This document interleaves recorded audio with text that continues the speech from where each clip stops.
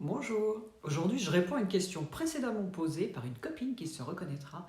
Mais comment fais-tu pour être aussi positive alors même que tu ne prends aucune drogue? Oui, c'est très sérieux. Je vous propose donc un tuto spécial philosophie sans poudre et avec vous, vous atteindrez le bien-être facile, les lendemains qui chantent, qui brillent, qui se lèvent. Bref, je vous propose de faire table rase d'au moins une chose qui vous tracasse certainement depuis des années. Cette chose, ça peut être la nostalgie d'un lieu de vie, d'un emploi, d'un amour, d'un acquis social du général de Gaulle. Comme souvent à l'origine de nos expressions, on trouve un mec sérieux d'origine antique, grecque ou romaine. Ainsi, table rase vient dans un premier temps du concept philosophique tabula rasa. Non, ça n'a pas donné le taboulé, du moins pas à ma connaissance. Ce concept donc dispose que l'esprit humain naît vierge et serait marqué par la seule expérience. Contrairement à l'esprit félin qui est diabolique, mais mignon, mais diabolique, comme chacun sait dès leur naissance. J'ai 1 million de vidéos qui le prouvent. L'expression faire table rase, elle, arrive au 19e siècle et fit l'enjeu de joutes philosophiques d'un niveau bien supérieur à ceux de CNews, croyez-moi. Nous garderons aujourd'hui le sens d'effacer le passé ou de repartir à zéro. Ou à 10, 20, 50. Il ne s'agit pas non plus de prendre l'expression au pied de la lettre comme le fit Kim Il-sung qui raya de la carte Pyongyang pour élever sur cette tabula rasa une cité idéale. C'était quand même un petit peu excessif, même pour l'époque.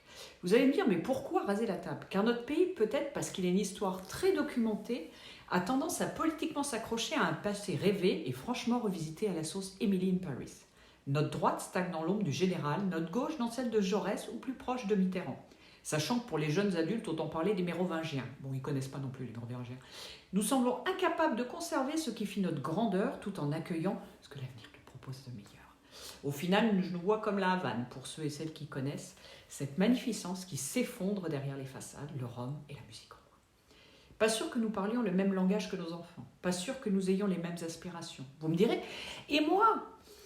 Nos nostalgies peuvent aussi nous freiner. On passe notre temps, on perd notre temps à rabâcher ce qui nous a plu et pire, ce qui nous a déplu. Ce poste qui était merveilleux, cet amour qui était digne des plus beaux romans de Cartland ou au contraire ce collègue qui fut tellement odieux ou cet ami qui vous a trahi. Commençons tout de suite par les fantasmes. Oui. Non, ce job n'était pas mieux, il était différent et vous aussi, vous étiez différent. Et non, Jean-Eudes n'était pas l'amour de votre vie. Vous aviez quoi, 14 ans? Eh bien, Jean-Eudes ne ressemble plus au petit prince des collines, de même que vous n'êtes plus Candy.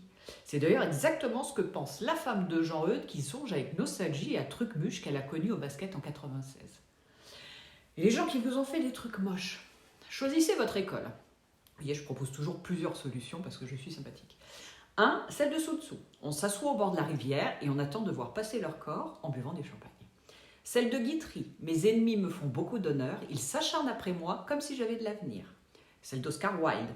Je choisis mes amis pour leur bonne présentation, mes connaissances pour leur bon caractère et mes ennemis pour leur bonne intelligence. Un homme ne peut être trop soigneux dans le choix de ses ennemis.